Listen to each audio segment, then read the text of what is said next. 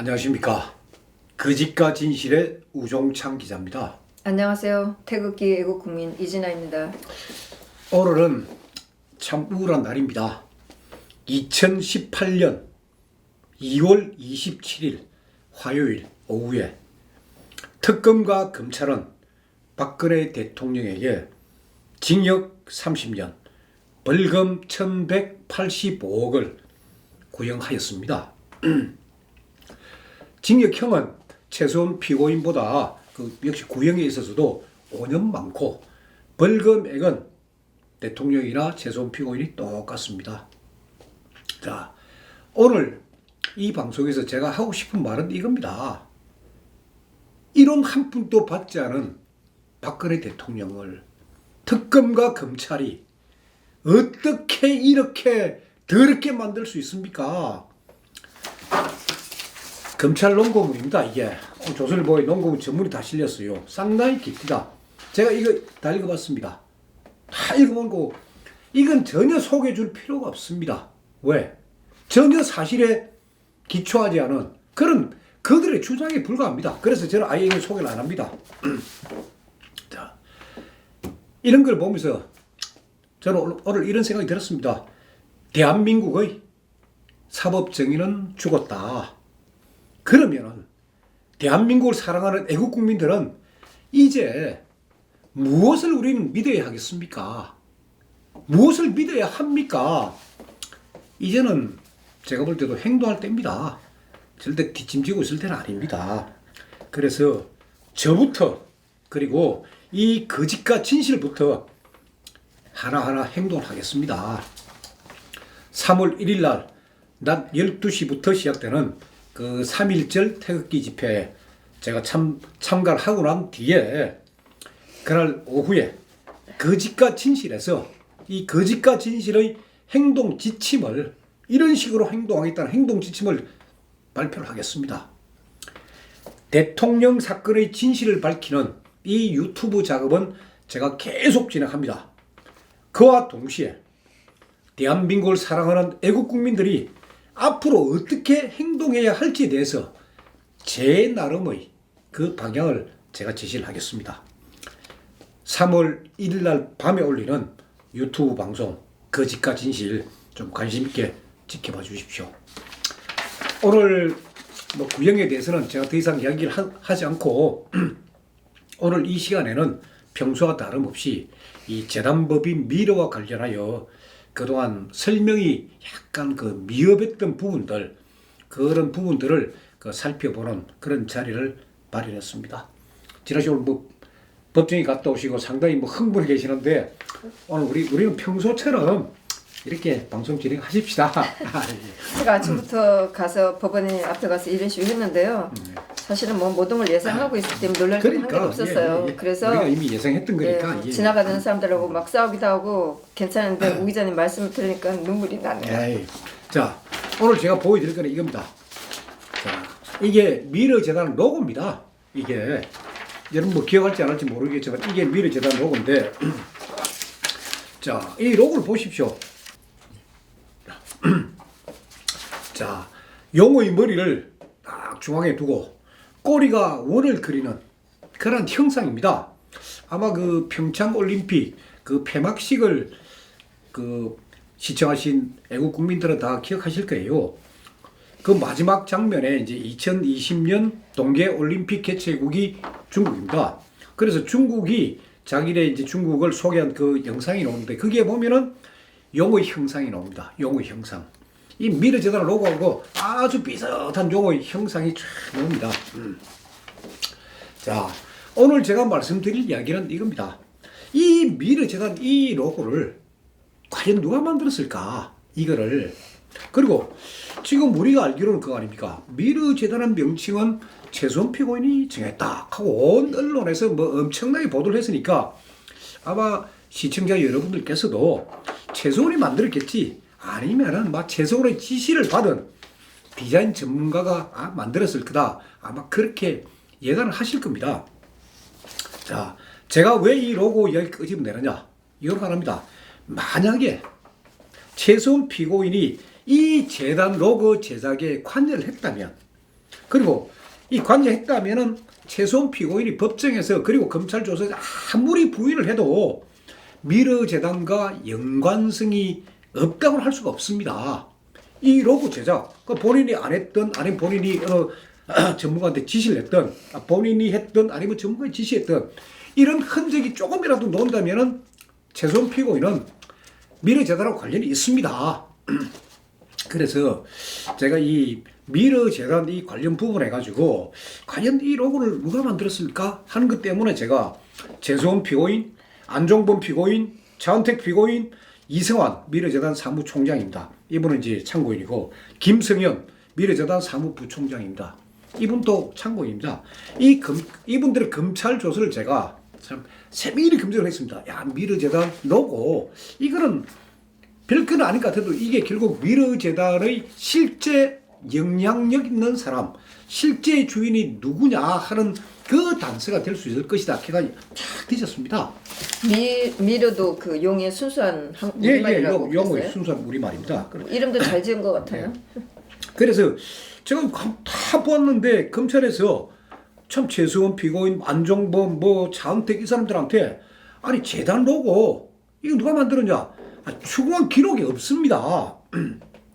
그 뭐냐?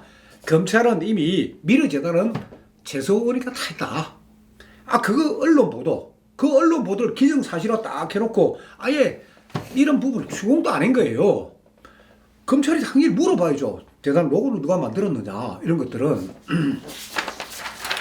자, 여기서 제가 이게 지난번에도 한번 했지만 김성현 미르재단 사무부총장 검찰 조서입니다. 이게 이 기록을 쫙 뒤지다가 야, 이 재단 로고를 유추할 수 있는 그런 단서가 하나 있더라고요.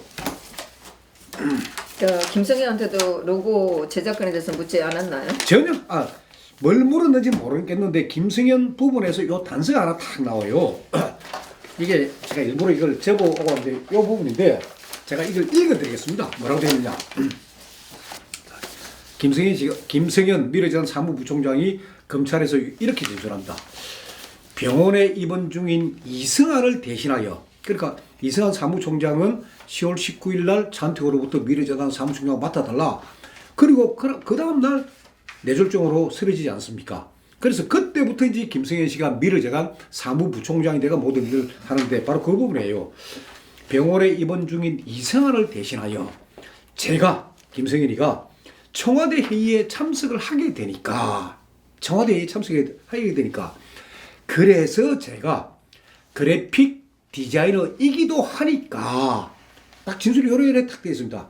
그래놓고 하면서 뭐 생각나는 거 그 전에 재단의 명칭이 미르로 결정되었다는 것을 최순실이나 차은택한테 들은 것 같아서, 들었다는 것도 아니에요. 들은 것 같아서 그래서 제가 명함을 디자인해서 사무부총장이라고 되어 있는 명함을 만들었고요. 아주 뭐 아무에도 비슷하게 일어서라서요. 검찰 진술조서에 이 말이 뭐냐? 김성인 씨가 소위 미르재단 사무부총장이라는 자기 명함을 청와대 회의에 참석하기 전에 자기가 디자인해서 만들었다는 거예요. 미르재단 설립은 언제입니까? 10월 27일입니다. 청와대 회의 10월 24일입니다. 그 전에 청와대 회의에 참석 그 앞두고 김성현 씨가 이렇게 딱 진술하면은 검찰은 당연히 이렇게 물어야 됩니다. 자, 당신이 그러면 명함을 만든 게 청와대 회의에 참석하기 전이냐, 후냐? 그리고 또 최소원이 당신에게 재단 명함을 마음대로 만들어서 좋다고 허락했느냐? 또 재단 로고는 누가 디자인했느냐? 이런 점들을 계속 추궁해서 물어야죠. 그게 수사의 ABC입니다. 근데 요 부분, 저도 이 부분을 읽으면서 처음에 놓쳤는데 자꾸 읽어보니까 김성현 미르재단 사무부총장이 청와대 회의 10월 24일 2015년 10월 24일 청와대 회의에 앞서가지고 청와대 회의 들어가려면 저기 명함이 하나 있어야 될 거 아닙니까? 그때 그래픽 디자이너인 자기가 미르재단 사무부총장이란 자기 직함을 자기가 디자인해서 명함을 만들었다는 거 아닙니까? 여기서도 여전히 최소원 씨를 걸고 넘으시네요. 최소원 씨는 아니, 차은택가 들은 것 같아서. 들은 것 같았으면 아주 확실한 그건 아닌데, 자, 이 검찰 조서에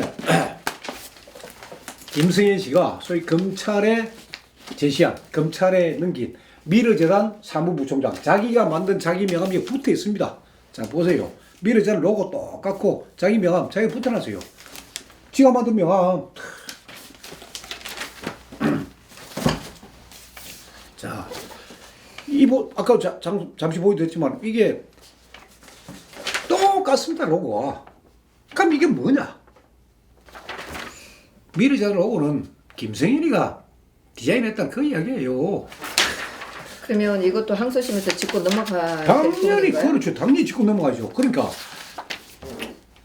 저도 좀 안타까운 일이지만 검찰은 아예 제가 볼 때는 의도적으로 신문하지를 안 했고, 변호인들은 이런 부분을 찾아내지를 못한 게예요. 이런 부분을. 그래서 이 김성일이 기록을 쫙 보니까 그러면 저도 처음에는 자기가 그래픽 디자이너니까 자기가 뭐 명함 디자인했다 이 부분을 제가 그냥 넘어갔는데, 다시 한번 제가 김성현의 이력서를 봤어요. 이 친구 어떤 친구가 다시 한번 가보니까, 자, 이게 검찰 조서를 근거로 제가 말씀드리겠습니다. 이 김성현 씨는 국정농단 사건이 터질 무렵이던 2016년 10월 24일 날, 2016년 10월 24일 날 JTBC가 소위 말해 태블릿 PC 조작 보도한 날입니다. 그날 오후 7시 15분부터 다음날 오전 7시 40분까지 12시간 반을 김성현 씨는 조사를 받았습니다. 이때 김성현 씨를 수사한 검사가 누구냐면 서울중앙지검 첨단범죄수사 2부 김석훈 검사입니다. 이 진술조서에 이게 이 검찰 조서에 보니까 김성현은 중앙대 산업디자인학과 출신의 디자이너입니다. 나이는 40대 중반이고 차은택 감독보다는 4살인가 5살 어립니다. 그리고 이 김성현이라는 사람은 1998년부터 2015년까지 17년간입니다. 17년간 주식회사 온디자인이라는 그래픽 디자인 전문회사 대표였습니다. 이 김성현 씨는.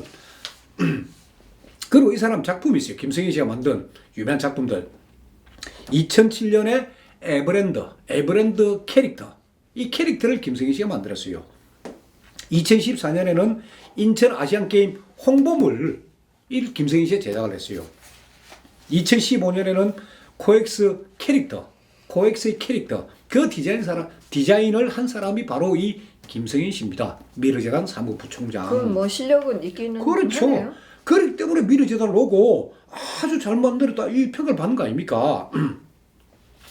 그러면 미르재단 로고 그리고 또 사무부총장이란 그 명함을 김성현 씨가 자기가 디자인해서 만들었다.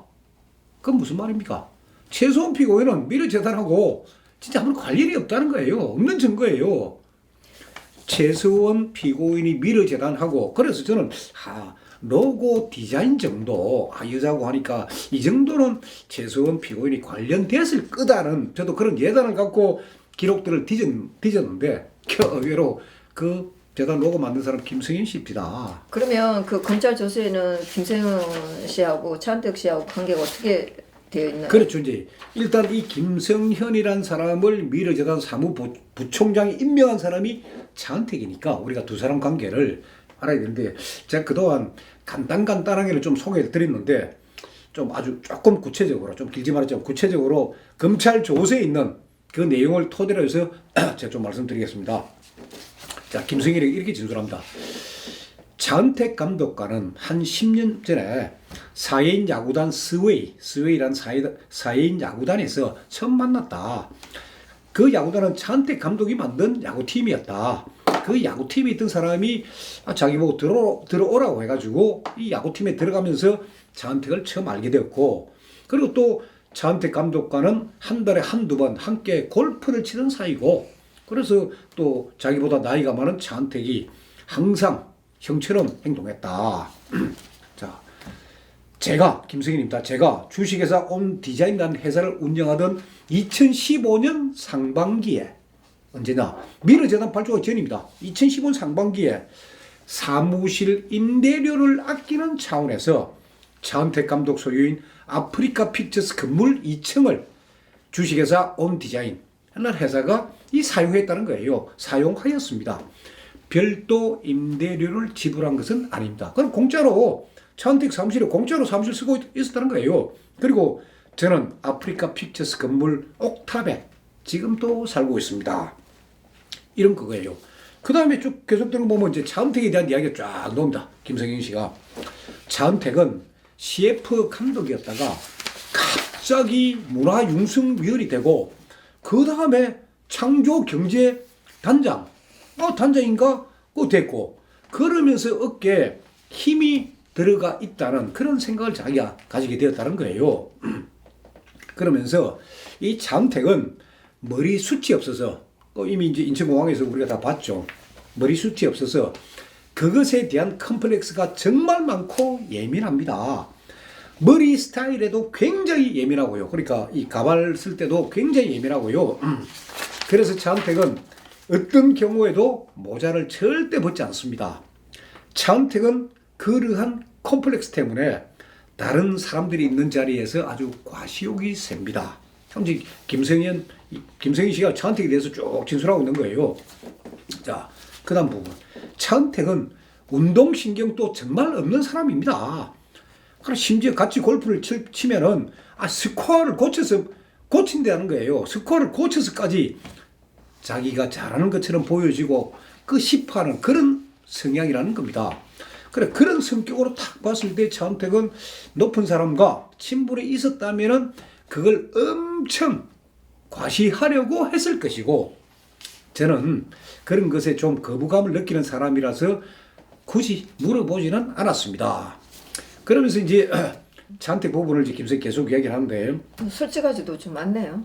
그러니까 차은택에 대해서 우리가 정확히 알 수 있는 그런 진술들이에요. 쭉 보면 차은택이 유별나게 모자도 벗고 옷도 잘 차려입고 어딘가를 간 적이 있었습니다. 무슨 문화 위촉장인가 그런 것을 받으러 갈 때인데 아주 평소와 다른 모습을 보였던 것으로 기억합니다. 그런 모습은 차은택에게는 굉장히 낯선 모습이었고, 그래서 그 이후에 차은택이 행선지를 명확히 언급하지 않고 아는 상태에서 모자를 벗고 옷을 잘 차려입은 모습으로 딱 나가는 걸 보면 청와대 가는구나 라고 자기가 생각했다는 거예요. 그래서 이때 이제 김성 검사가 그 김성현 씨한테 묻습니다. 언론에 보도한 기사를 근거로 묻습니다. 자, 검사가 이렇게 묻습니다. 다수의 언론 보도에 따르면 차은택은 창조경제추진단장이 된 후 주변 사람들에게 VIP에게 심야 독대 보고를 한다. 일주일에 한두 번씩은 청와대에 드나든다. 저녁에도 밤에도 청와대에 들어갈 수 있다. 라는 말을, 이게 차은택이 주변 사람한테 이런 말을 하고 다녔다고 하는데, 언론에 이렇게 보도되어 있는데, 진술인은 이런 말을, 그러니까 김성현 당신은 이런 말을 들어보지 못했는가요? 라고 이제 검사가 묻습니다. 그때 이제 김성현은 이야기가, 저는 들어보지 못했습니다. 라고 이제 대답을 했는데, 그런 얘기는 어디서 나온 얘기인가요? 언론에 그 당시 보세요. 언론에서 차은택이 밤마다 청와대 들어가고 VIP 만나고 독대하고 일주일에 2번씩 들어가고 하는 말이 언론에 보도된 이야기입니다. 그게 전부 다 차은택이 과시욕이에요. 그게. 최수원 씨뿐만 아니고 차은택에도 언론의 피해는 당하기는 했네요. 아니죠. 언론 피해가 아니고. 이거는 차은택 스스로가 과시하면서 소위 부풀린 거예요. 자기를. 그러면서 명함 한 장 갖고 이 명함 보면 죽는다. 그러면서 그 명함이 민정수 우병우 명함인 양 속이다가 결국 그게 김기동 검사 명함인 걸로 드러나가.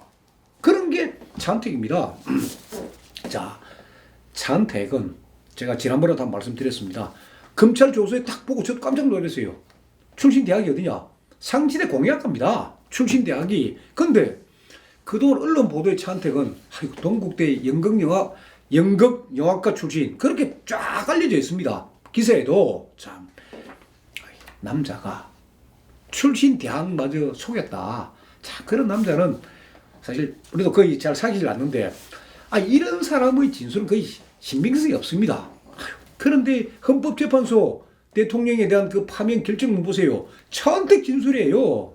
차은택 진술을 근거로 해가 대통령 파면 결정문 써놨고, 또 김수영 판사도 그 최소한 피고인 1심 판결문에 차은택 진술을 증거로 채택해 놓았습니다. 이런 것들 2심 재판에서는 이건 무조건 반드시 바로잡아야 됩니다. 이런 부분들 차은택 진술의 신뢰성 근거를 들이대 가지고 이건 이래서 차은택 진술을 믿지 못한다. 그러니까 차은택 진술이 합리적 의심을 갖게 되면은 그런 부분은 전부 다 무죄가 되는 겁니다. 미르재단이 설립될 때는 뭐 급하게 설립되기도 했지만 그 후로는 그렇게 문제가 없이 1년 정도 지났잖아요. 그러니까 미르재단이 네. 사실 우리가 이런 부분을 잘 몰라서 그러는데 미르재단이 설립 후에 한 일들이 있습니다. 오늘 이 자리에 제가 그 부분들을 좀 설명을 해드리겠습니다. 자, 미르재단이 설립되고 최초로 추진한 사업이 한식의 세계화입니다. 한식, 우리나라 음식, 이 세계적인 식품으로 만들겠다. 그거예요. 그래서 미르재단은 2015년 11월 30일, 그러니까 설립이 10월 27일 아닙니까? 그 딱 한 달, 딱 될 무렵에 프랑스에서 에콜 페랑티하고 MOU, 양해각서를 체결합니다. 에콜 페랑티가 뭐냐? 프랑스 명문 요리학교입니다. 에콜 페랑티가 프랑스 명문 요리학교하고 그래서 우리 한국 음식 한식 요리를 프랑스 요리와 접목시켜가 한식의 세계화를 지향한 것이 이게 에콜 페랑티 사업입니다. 이 양해각서 2015년 11월 30일 날 양해각서 체결할 때 미르재단에서 참석한 사람이 누구냐? 김영수 이사장, 이한선 이사, 김성현 사무부총장입니다. 아니 한식이라 하면 여자들 관심 많은 분야예요. 거기에다가 또 프랑스 한다. 웬만한 여자들 따라가고 싶어 할 거예요. 검찰 조사해 보니까 최소한 피고인이 프랑스 간 적도 없어요. 가지도 안 했고 이 에콜 페랑티 관여한 적도 없는 거예요. 이 미르재단이 이제 2016년 4월 22일 날 이 에콜 페랑티하고 MOA 합의각서를 체결하고 MOA를 딱 하고 항구 안에다가 이 페랑티 학교를 설치하겠다. 이게 이제 공식 발표가 되고 이 후보자 이 선정이 쫙 났습니다. 그때 후보지로 선정된 곳이 네 군데예요. 하나가 이하여대, 또 하나가 서울시립대, 또 하나가 한국외집, 또 하나가 승강기 안전공사입니다. 이게 후보로 쫙 나눴어요. 근데 이하여대의 경우에는 이 에콜 페랑티가 요구하는 공간 규격 이걸 만족시키지 못해 탈락을 했습니다. 탈락했는데 아이고 보십시오. 이하여대입니다. 정유라가 이하여대 부정 입학했다는 그거 하나 때문에 에콜 페랑티 최경희 회장 최소원 이거 다 엮어져 있다. 그러니까 이 좋은 사업이 에콜 페랑티하고 합의각서 맺어가지고 한식의 세계화 이 좋은 사업이 정유라 이하여대 부정 입학 그 때문에 막 최경희 회장이 얼마나 최경희 총장이 얼마나 참 언론의 문매를 맞습니까? 아니 우리 냉정하게 보십시다. 인천 아시안 게임에서 승마 부분에서 금메달 딴 거 그 정유라가 아니 체육 특기생 되는 거 그게 뭐가 잘못입니까?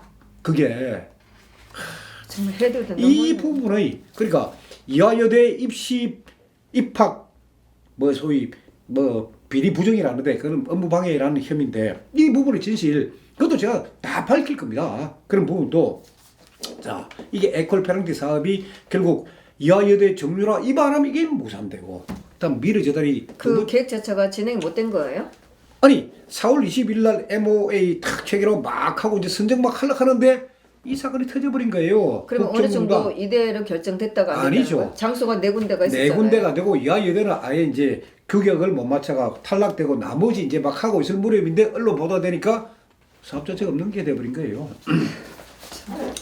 자 미르재단에서 두 번째로 추진한 사업이 뭐냐? 이게 개발도상국을 지원하는 코리아 에이드, 한국에서 지원하는 코리아 에이드 사업이에요. 이 사업은 문화, 음식, 보건 이 세 분야에서 소위 개발도상국 이 지원하는 이런 프로젝트들이 추진되는데 이 개발도상국의 식량개발 결국 개발도상국에서 먹지 못해서 굶어 죽는 사람들 식량개발과 관련된 것이 K밀 사업입니다. 코리아 밀, 한국 음식 그 사업이에요. 그래서 미르재단에서 2015년 11월에 이화여대 식품영양학과에 쌀을 가공한 영양식품 개발을 의뢰합니다.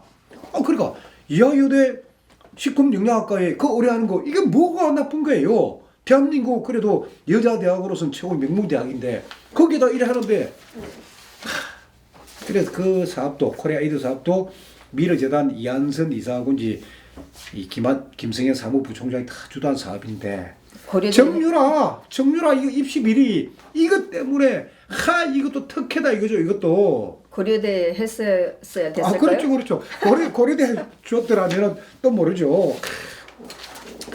자, 우리 음식을 프랑스 요리에 접목해가 세계인의 입맛에 맞는 요리를 개발하는 에콜 페랑드 사업, 또 소위 개발도상국 아프리카나 중동에 참 못사는 나라 개발도상국에 쌀을 가공한 우리 남아도는 그 쌀을 가공한 영양식품 지원한 거 그런 한식의 세계화도 되면서 대한민국의 국위를 선양하는 그런 사업입니다.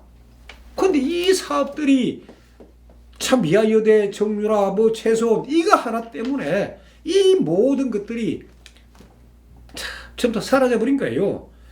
아주 참 제가 볼 때도 이 기록을 보면서도 참 진짜 안타까운 일이구나 하는 게 언론의 허위 보도 때문에 참 이렇게 괜찮은 사업들 미르재단은 사실은 살려야 됩니다. 살려가지고 이런 사업들을 추진하게끔 다만 거기에 조금 문제가 되는 사람들만 딱 배제를 하면은 나머지 이사들은 진짜 열심히 이 재단 문화재단 살리려고 했던 사람들입니다. 그렇게 취재도 좋고 할 수 있는 일을 왜 이렇게 언론에 집중을 받으면서 못하게 된 이유는 뭐예요? 결국 이승환 때문입니다. 이승환 사무총장은 부동산 뭐 하려고 했던 사람이? 그 차은택이가 이승환 씨가 옛날에 차은택한테 일자리 하나 노량진 수산시장 현대야 그거 하나 탁 주니까 차은택은 야 미르재단 사무총장 네가 해라 이랬는데 이승환 씨는 지나시 말 맞다나 부동산 개발 전문가예요. 부동산. 그러니까 재단에서 직원들이 뭐 올리면 기성전 부동산이에요. 그래 앞부분 잘 나가다 결론은 뭐냐? 부동산으로 가야 된다. 이래 된 거예요. 원래 그러니까, 사업 취지가 문화사업이지 그런 게 아니잖아요. 아니죠. 부동산은 이래 되니까 결국 미르재단 직원들이 연판장을 만듭니다. 사무총 쫓아내야 된다. 이건 아니다. 연판장 만들고 뭐 내부적으로 불불 끓습니다. 이 분위기를 김성현이가 감지를 하고 바로 차은택한테 보고를 하고 차은택은 그걸 바로 안종범 수석한테 보고합니다. 그때 안종범은 대통령을 수행해가 저 멕시코 순방하고 있을 텐데 이승환 때문에 소위 연판장 돌고 공기등 날라간다 하니까 안종범 수석이 멕시코에서 국제 전화를 걸어가 이승환한테 국제 전화를 걸어가지고 야 이거 문제 심각하니까 당신 물러나야 될 것 같아. 그래서 내가 한국 기후회가 좀 처리해야 되니까 사실 알고 있으라. 이래 되니까 이제 이승환으로서 좀 난리가 났죠. 난리가 나고 또 미르재단 사무총장 봉급 월급을 제가 받습니다. 수사기록 탁 보니까 한 달에 실수령액이 750만 원입니다. 상당히 괜찮은 자리 아닙니까? 아이고. 그런데 2016년 6월 29일자로 이승환은 사무총장직에서 직위 해제가 됩니다. 직위. 그러니까 월 750만 원의 수입이 날아가 버린 거예요. 그래서 이제 강원도에서 다 의기소침해 있는 이승환을 찾아가서 꼬드긴 사람이 바로 고영태입니다. 거기서부터 국정농단 이게 시작이 되는 겁니다. 그래서 이 고영태 이 부분은 판결문에도 나와요. 고영태의 그 허위 진술 전혀 증거도 없는 허위 진술을 김수현 판사가 판결문에 고영태가 이렇게 진술했다는 게인데 그 부분은 제가 나중에 자세히 또 말씀드리겠습니다. 그러면 이 김성현 부총장 그럼 미르재단에서 뭐 돈도 안 받고 뭐 일만 했을까? 저 기록 쭉 보니까 검찰 조사에서 이래는 없다. 그러니까 김성현 씨는 미르재단 사무부총장 시절에 미르재단에서 연구 용역을 맡습니다. 5개 내지 6개 싹 땄는데 그 용역비가 1억 2천에서 1억 3천만 원 그 수준이에요. 그러니까 그 용역비가 먹은 거예요. 예. 그러면서 제가 이런 기록을 보면서 이 미르재단 설립 하는 사업도 괜찮고 다 좋은데 왜 오해를 샀을까? 특히 기업이나 이 공직사회에서 왜 이런 이상한 오해, 대통령이 뭐 퇴임 후에 대비한 이런 소리가 왜 나왔을까 하는 거를 제가 이 기업체 임원들 진술조사를 쫙 읽어보니까 한 3가지로 다 나옵니다. 5.13 이유 딱 3가지예요. 첫째 뭐냐? 이 미르재단은 과거에 있었던 미소금융재단이나 청년희망재단 이거 다르게 이 설립 기금을 출연한 기업들에게 이 재단 운영에 참여 기회를 안 줘버린 거예요. 그러니까 미소금융처럼 돈을 낸 그 은행에다가 그 일을 맡기고 이런 식으로 했더라면 기업들 불만 없죠. 우리가 돈 내고 그리고 우리가 직접 관여하니까. 근데 그걸 안 준 거예요. 그거를 안종범 소육이 급하게 하다 보니까 치밀하지 못하고 자기가 못하면 대통령 보고회가 국무회의 올려가 태스크포스 팀 만들어가지고 천천히 하면 되죠. 대통령 문화융성 빨리 이거 빨리 해놔야 소위 말해 그 대통령으로부터 소위 욕먹지 않을 거다 해가 그냥 만들어버린 거예요. 그거 하나. 정경련이나 기업에서도 그런 얘기를 안 했었나요? 그 이야기를 하는 거예요. 정경련 임원들이 아니 다른 재단들처럼 우리도 돈 낸 우리도 참여시켜줬다. 우리 한 말 없다. 이거 하나. 다음 두 번째 또 뭐냐. 아니 재단 출연금 그 요청하면서 자 출연금 내놓으세요. 그 다음 날까지 출연 여부를 알려라 이거예요. 자 예를 들어 삼성 같은 경우에 당신 뭐 예를 들어 가지고 뭐 100억입니다. 내일까지 알려달라. 그러면은 실무자는 이거를 그룹 비서실 통화가 회장한테 보고가 회장이 최종 결심이 떨어져 올라오면 적어도 며칠이 걸리는데 안종범 금액 딱 정해주고 바로 내일까지 돈 낸다 안 낸다 여부를 알려달라고 하니까 너무 무리했다 이거죠. 그러니까 막 내부적으로 기업체에서도 이건 아니다. 아무리 대통령이 퇴임 후에 대비한 거지만 이렇게 사람 쪼을 수 있느냐고 그렇게 쪼아버린 거예요. 하루 만에.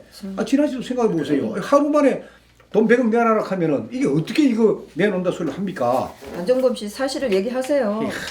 세 번째, 이 486억짜리 재단을 일주일 만에 무리하게 하다 보니까 이 설립에 필요한 서류들이 막 곳곳에 부실입니다. 그러니까 문체부 직원들 이런 부실 서류를 갖고 인허가 내줘야 되니까 거기서도 이거는 좀 이상하다. 그래서 제가 이게 왜 기업체나 공무원들로부터 미르재단이 왜 오해를 샀을까? 제가 기록 쫙 보니까 이거예요. 참여 안 시켜주고 그리고 너무 급하게 서둘러다 보니까 결국 그래 된 거예요. 이 점도 항소심에 가서 따져야 될 부분 아닌가요? 당연하죠. 당연히 다 해야죠. 예. 그래서 오늘 이 시간에 뭐 제가 말씀드린 이야기는 그 미르재단의 설립과 운영 그리고 이사진 선발 이걸 사실상 주도한 사람은 안종범하고 차은택입니다. 그리고 차은택의 지시를 받아서 미르재단을 실질적으로 운영한 사람은 김성현 사무부총장입니다. 그리고 김성현 사무부총장이 결국 이승환 사무총장을 교체, 그러니까 결국 쫓아내는 바람에 이 뭐 난리가 터진 거고, 그리고 제가 지난번 시간에도 말씀드렸지만은 미르재단의 그 재단 기본 비율, 재산 비율, 그 뭐 처음에는 9대 1이었다. 그러니까 기본 재산 9에다가 운용 재산 1이었다. 이거를 최수원이가 소위 말해서 이걸 2대 8로 바꿨다. 기본 재산은 줄이고 운용 재산은 8로 해가지고 빼먹으려 했다. 그 진술한 게 김성현입니다. 그래서 김성현의 오늘 이 같은 행동을 밀어볼 때 저는 김성현의 진술은 믿을 수가 없습니다. 그래서 2심에서 바로 잡아야 됩니다. 다시 불러내가지고 김성현 불러내고 차은택 불러내고 안종범 불러내고 이성환이 다시 불러내고 이걸 바로 잡아야 됩니다. 자, 그리고 오늘 제가 서두에 잠시 말씀드렸지만 이제 박근혜 대통령에 대한 그 검찰의 구형이 2월 27일 2018년 2월 27일에 있었고 선고가 2018년 4월 6일 오후 2시입니다.